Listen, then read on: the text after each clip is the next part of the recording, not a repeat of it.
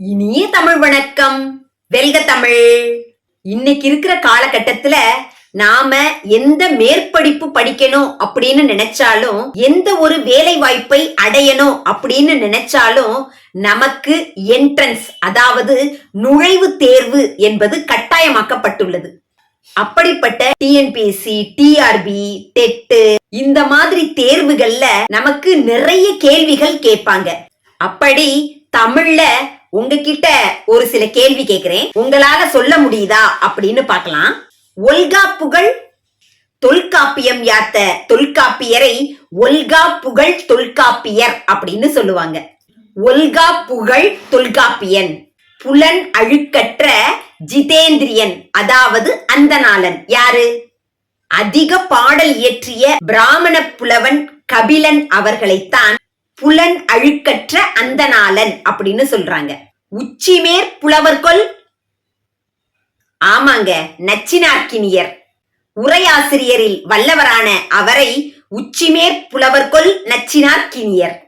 வேதம் தமிழ் செய்த மாறன் சடகோபன் என்று அடைமொழி சொல்லுவாங்க. இப்படி காசுக்கு கம்பன், கருணைக்கு அருணகிரி, ஆசுக்கு காலமுகில் ஆவானே, தேசு பெரும் ஊழுக்கு கூத்தன், உவக்க புகழேந்தி கூழுக்கு அவ்வை என கூறு. இப்படியெல்லாம் புலவர்களுக்கு அடைமொழி வழங்கியிருக்காங்க. இத பத்தி நீங்க கேள்விப்பட்டிருக்கீங்களா? ஒவ்வொருத்தரை பத்தியும் ஒவ்வொரு காணொலியில நாம பார்க்கலாம். கூழுக்கு அவ்வை, ஏற்கனவே நான் அவ்வைய பத்தி ஒரு கதை சொல்லியிருக்கேன். ஒரு காட்டு பகுதியில ஒரு குறவன் வாழ்ந்து வந்தான். அவனுக்கு 2 மனைவியர், 2 பேருக்குமே குழந்தை இல்ல. குறவனுக்கு மூத்த மனைவி மேல ரொம்ப பிரியம். இந்த மூத்த குறத்தி என்ன செஞ்சாலாம், பலா கன்று ஒன்றை நட்டு வைத்து அதை மரமாக வளர்த்து தன்னுடைய பிள்ளையை போல பாவித்து வந்தாலாம். அந்த பலாமரம் நன்கு வளர்ந்து கனிந்து அழகாக காட்சியளித்தது.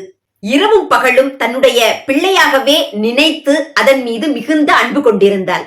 ஒரு நாள் இந்த மூத்த குறத்தி வெளியில சென்றிருக்கும் பொழுது சின்ன குறத்தி என்ன பண்ணாலாம், இந்த பலாவை பார்த்து ரொம்ப வெறுப்படைந்து அவ வர்றதுக்குள்ள அந்த மரத்தை வெட்டி விறகாக அடுக்கிட்டாலாம். மூத்த குறத்தி வெளியில போயிட்டு வீட்டுக்கு வந்து பார்த்து ரொம்ப அதிர்ச்சி ஆயிட்டா. மனசளவுல ரொம்ப உடைஞ்சு போய் அழுதுட்டே இருந்தா. இத பார்த்த குறவனுக்கு மனசு தாங்கல. அவளை எப்படியெல்லாமோ தேற்றி பார்த்தா. மூத்த குறத்தி ரொம்ப வருத்தத்தோடையே காணப்பட்டா. குறவன் மிகுந்த கவலையோட உட்கார்ந்திருக்கும் பொழுது அந்த வழியாக அவ்வை பாட்டி வந்தாங்களாம். குறவன் கிட்ட ஏன் நீ சோகமா இருக்க அப்படின்னு கேட்டதும் அவன் நடந்தத சொல்லியிருக்கான். உடனே அவ்வை அந்த மூத்தவனின் வருத்தத்தை போக்க எண்ணி ஒரு பாடலை யாத்தார்கள். கூறிய வாளால் குறைப்பட்ட கூன்பலா, ஓரிலையாய் கொம்பாய் உயர்மரமாய் சீரிய வண்டு போல், கொட்டை வளர் காயாய் பின் பழமாய் பண்டு போல் நிற்க பணி என்று அவ்வை பாடியதும் அந்த விறகு கட்டைகள் ஒன்றாக இணைந்து மரமாக தலைத்து கனிந்து மீண்டும் உயிர் பெற்றது என்றால் பாருங்களேன். இதை பார்த்த மூத்த குறத்திக்கு மிகவும் சந்தோஷம். அவள் மிகுந்த சந்தோஷப்பட்டு அவ்வைக்கு தினைமாவை கொடுத்தாள்.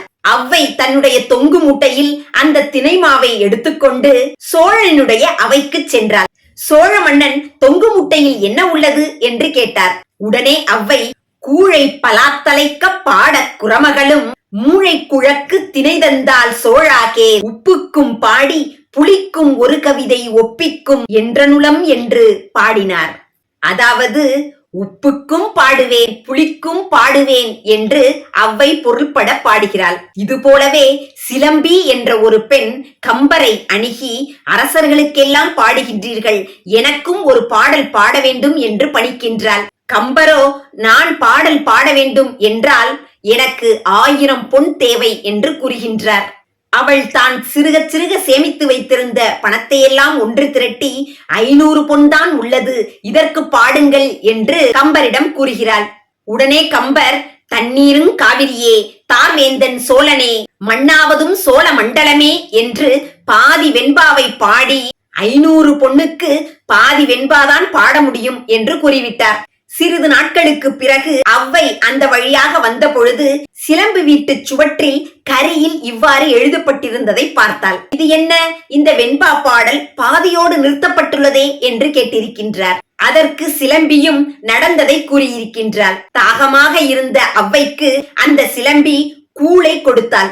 கூழை குடித்துவிட்டு அந்த வெண்பா பாடலை பாடி முடித்தார் ஔவையார். எப்படி தெரியுமா? பெண்ணாவால் அம்பொற் சிலம்பி அரவிந்த தாளணியும் செம்பொற் சிலம்பே சிலம்பு என்று. 1000 பொண்ணுக்கு 500 பொன் கொடுத்ததால் கம்பர் பாதி பாடலோடு நிறுத்தினார். அதனால் காசுக்கு கம்பன். தன்னுடைய தாகத்தை தீர்க்க கூழை கொடுத்த அந்த சிலம்பிக்கு வெண்பா பாடலை பாடியதால் கூழுக்கு ஔவை. அந்த சிலம்பி பின்னாளில் தன்னுடைய காலில் செம்மையான பொன்னாலான சிலம்பு அணியும் அளவிற்கு பெரிய கோடீஸ்வரியாக மாறிவிட்டாள். அதனால்தான் காசுக்கு கம்பன், கருணைக்கு அருணகிரி, ஆசுக்கு காளமுகில் ஆவானே, தேசு பெரும் ஊழுக்கு கூத்தன், உவக்க புகழேந்தி கூழுக்கிங்கு ஔவை எனக் கூறு என்று. என்ன தோழமைகளே, அடுத்த காணொளியில் கருணைக்கு அருணகிரி என்பதை பற்றி சிந்திப்போம். அதுவரை உங்களிடமிருந்து விடைபெறுவது நன்றி, வணக்கம்.